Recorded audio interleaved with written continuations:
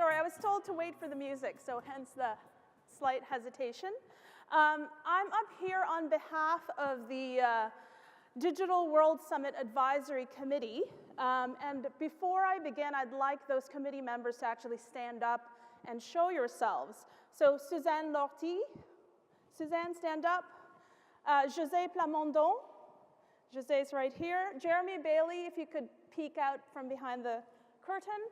And Martin Lassalle, unfortunately, can't join us because he's stuck in Chicago. He was at South by Southwest.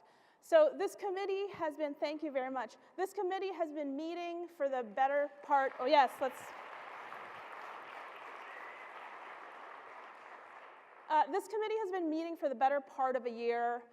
We've been sharing with each other, debating with each other, pushing Canada Council members to broaden their horizons. They push back at us, et cetera. And it's been a really wonderful set of conversations that we've had in helping shepherd and bring this entire fund to its reality today, as well as to help with the summit. And so we hope that you guys really have a wonderful 2 days sharing with each other, because we certainly felt that way when we met so many times over the course of the past year.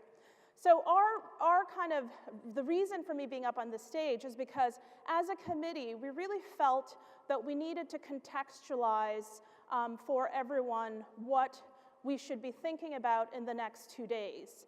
And I'll first tell you about what we should not be thinking about, and then move on to what we believe we can help you sort of frame, how you can frame your minds and your attitudes as you embark on the workshops that you'll be doing over the course of the next few days. The first thing that you should not be thinking about is you should not be thinking that you've somehow not managed to adapt enough to digital, okay?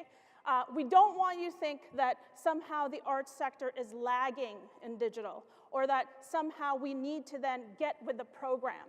Because in fact, we believe that the arts sector has a leadership role in actually figuring out what this next stage of this technological revolution is going to be.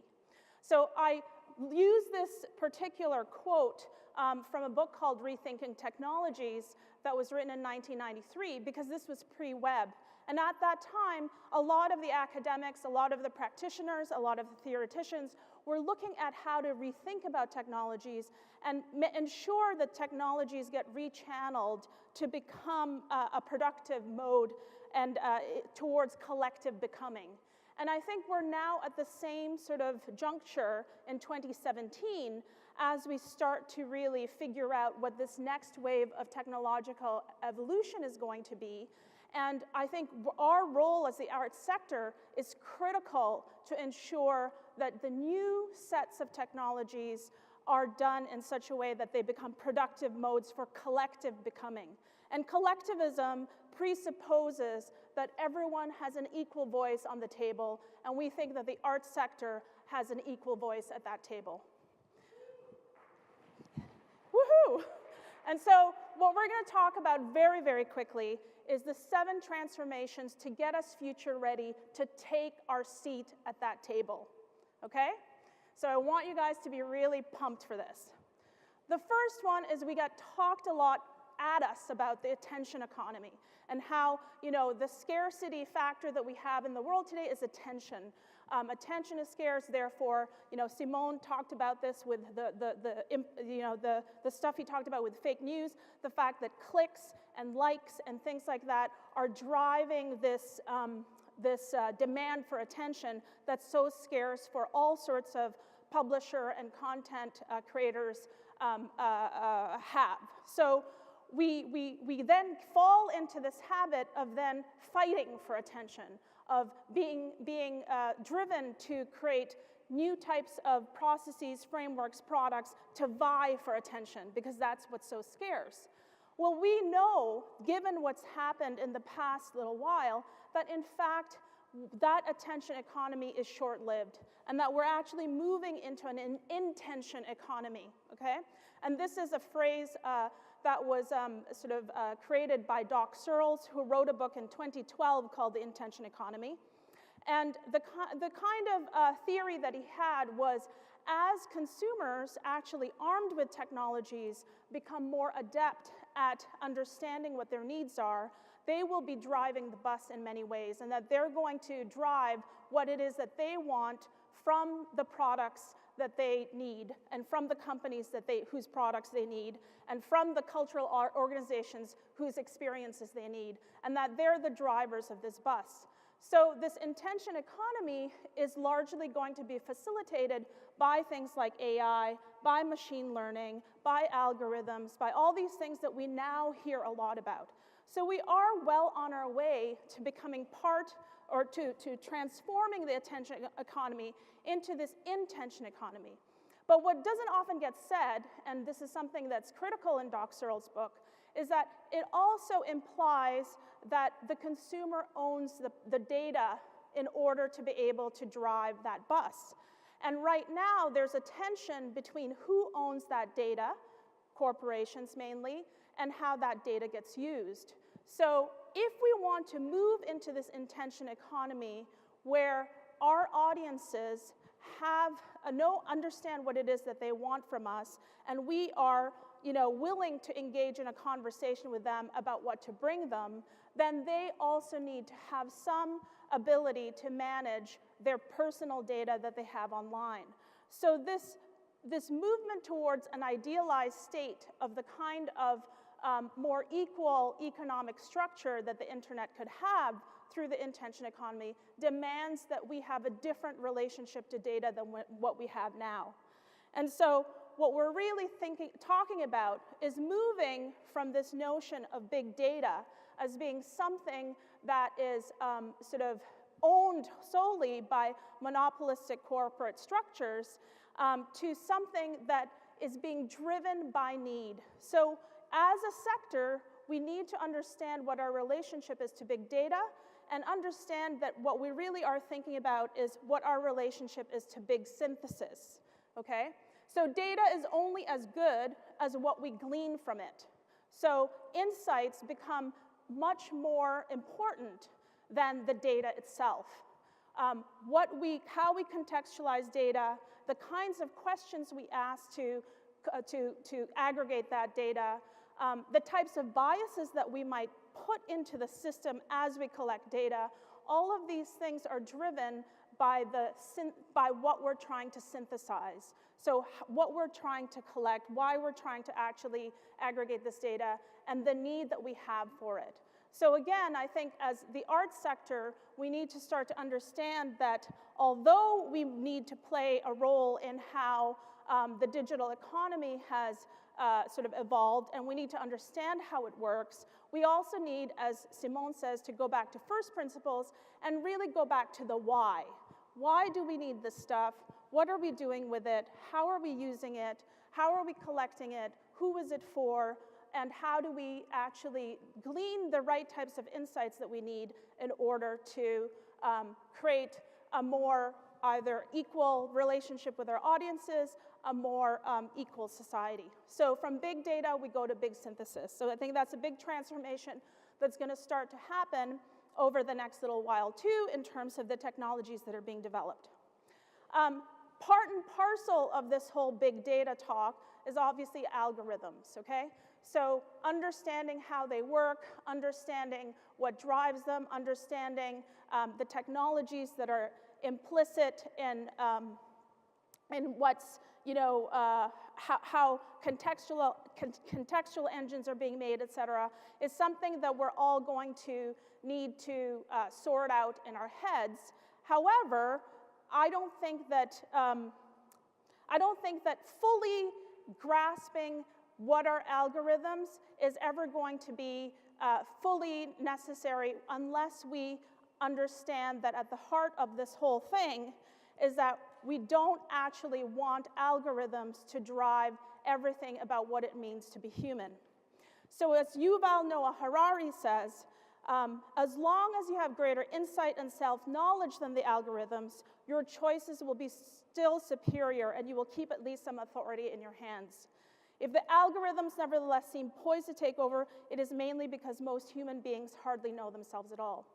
So this attempt for all of us to essentially automate everything that we're doing, to gather data about our preferences, and then to essentially predict what our needs are, is where technology is going into the future. But I think as the arts sector, we need to understand that the study of consciousness, of what makes us different and what provides greater insight and self-knowledge to us, will always trump that particular techno-deterministic push towards predicting what the human being is all about, okay?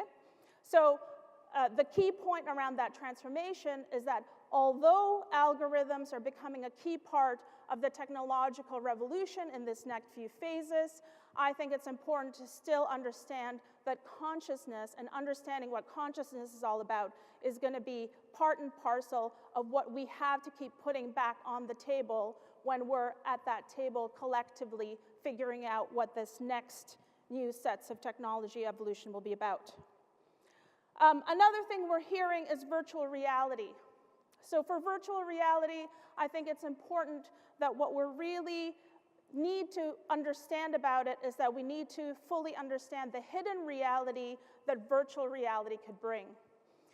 In many ways, the technology sector is pushing towards the pieces of the virtual reality technology ecosystem to evolve to the point where everything that you experience in VR becomes indistinguishable from reality. But in fact, what we want to do is to do what the artists like Char Davies, from the 90s, have done, which is really to look at virtual reality as a space to explore those spaces and hidden spaces in ourselves so that we can actually fully understand consciousness again.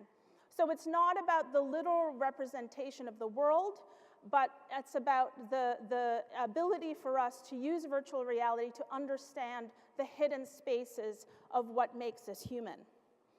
So again, this is something that the arts sector can bring to the table as we talk about what this next stage of evolution is all about. So as people keep talking about VR, the arts sector can push towards actually making us understand what being human is all about. Social media. So obviously, the past 10 years has been about the rise of social media and how that has dominated a lot of what we as arts institutions are supposed to concentrate on, et cetera. Well, what's really heartening is I think we're moving away from the dominance of social media. It's still dominant, don't get me wrong, but the new conversation is really all about cooperative media and subscription media. And this is very, very new, and it's very exciting because I think what we're seeing is we're actually seeing the results of what happens when the kind of attention is being aggregated in a single space for which there are no controls. So attention being aggregated within the Facebook platform, for example, where the controls are not present to help parse out fake news is another example, right? And so what we're seeing is the public actually migrating to those spaces where they have some trust in the platforms being created. So again, Simone referred to this earlier today by saying that the rise of subscriptions of newspapers are rising somewhat, and that everyone needs to feel a little bit heartened that there is in fact a push towards the public and audiences going to those trusted platforms. There was an article in the New York Times yesterday about the growth of Patreon, which is a monetization platform that helps audiences essentially provide tips to creators. And so a lot of YouTube creators, a lot of other forms of creators are now using that system to help sustain their livelihoods. And so, in fact, it was Farhud Manjoo who wrote that, the internet's actually not killing culture, it's supporting it.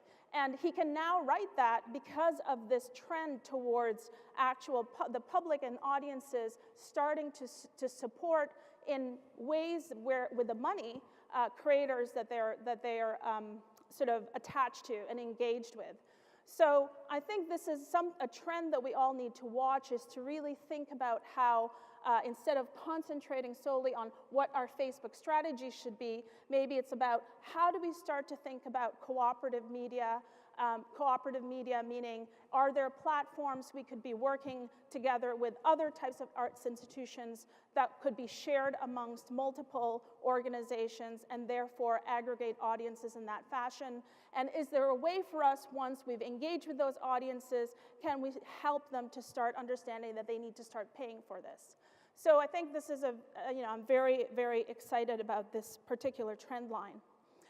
The other thing that we've noticed, that we've often talked about in terms of the evolution of digital media, especially in the 90s and the early 2000s, is the need to invest in infrastructure, right? So, and I'm not saying that the digital divide does not exist. There are still places and regions in Canada, for sure, that don't have the kind of internet connectivity that they should have. However, I think we've failed somewhat in not addressing a more and equally important infrastructure place, which is the ethical framework surrounding how we actually relate to each other in this digital networked environment. So this goes beyond things like privacy rights or terms and conditions, but things that speak to the heart of what is actually the monetization or the dominant monetization model of the internet today, which is really around what types of data should be collected, are they allowed to be collected, do we adhere to those types of practices, how transparent should we be in terms of engaging in those practices with our audiences, et cetera. So I think what we'll start to see as we move into hopefully a more regulated framework, a more regulated environment for media, because it's becoming more and more ubiquitous and definitely becoming more impactful, news being one, et cetera, that this conversation around what the ethical framework is going to be a critical one. And part of that conversation is really around privacy, as I said, and this is the transformation of that privacy conversation into digital human rights conversation. So what are the rights that we have now that we are actually digital humans, okay? You could say that we are digital humans. We may not have embedded chips in our bodies. Some of us may, with whatever sort of heart chips that you might have to monitor your health, et cetera, and to help pump your heart better. But over time, I think we can start to see how we are transforming ourselves into a kind of quasi-hybrid digital human as our addiction and connection and attachment to technologies becomes essentially irrefutable. And so instead of saying that's never going to happen to us, what we really need to start thinking about is how then do we ensure that we protect the rights of whatever new hybrid form we become. And indeed, because we're already there, we need to understand what it means to start protecting those rights today. So these are just some of the transformations that I think we have to keep in mind as we go through these workshops. I think it's not about needing to know how these technologies work, completely. It's not even needing to understand that what the kind of particularities of different platforms are and things like that. Obviously, that helps. But it's really about doing a number of things as you start to imagine how to transform the arts sector into an equal partner in this digital, next phase of the digital revolution. The first thing to understand as you move towards these conversations is, one, you must adopt that mode of I am an equal voice in actually making these next stages, these next steps work as we evolve our digital economy further, okay? We are an equal voice at that table. Our thoughts must be included at that table because all of these things that I'm talking about are currently in flux. The regulatory bodies are in flux. The creation of digital rights are in flux. How the infrastructure of virtual reality is being created is just being created right now. And so we are at an opportune time to actually raise our voices as the arts sector to raise those issues that perhaps Silicon Valley technologists won't raise. And so it's critical to understand that we are an equal voice at that table.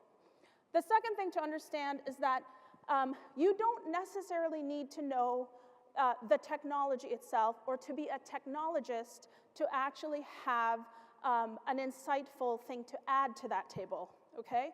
Because it's important not to discount the kind of conceptual and sort of philosophical contributions that you can make to the framing of these types of issues. So that's why I put things like consciousness in there. So even though the notion of consciousness, one might think, does not belong in technology conversations, it's actually happening. So, you know, Ray Kurzweil in the Valley is talking about this idea of the singularity. People who are doing artificial intelligence work are talking about, you know, what are the ethical rules and boundaries around AI creation? Are AI agents conscious? So don't think that these types of conversations aren't happening. They are, but they're only happening within that small group of people. And it is important that artists and philosophers and academics and practitioners of all kinds have a say in what that particular issue, and how that particular issue gets addressed. So, you know, you have an equal voice. Philosophical, conceptual, and large-scale kind of insights are part of that conversation, and you have as much an ability to add to that as any other sector. And the third thing is we are the ones that are going to often create the actual practices that would articulate how these technologies actually evolve. So I didn't talk about that in this talk because the purpose of this fund is not about art practice, but we all know that we support artists who work at rethinking these technologies and end up actually creating expressions of them that unpack these issues, right? And so we're actually the sector that often drives through the creation of objects, through the creation of experiences, these kinds of conversations in the public imagination. So those three things really point to the fact that it's not just the artists themselves who can actually help drive that conversation forward, it's the art institutions as well. And if we, as a sector, understand our role to play in this next conversation, this very important conversation that's going to happen, that is happening right now, and take our role in it, I think Canada will be in a really, really exciting place. So thank you very much.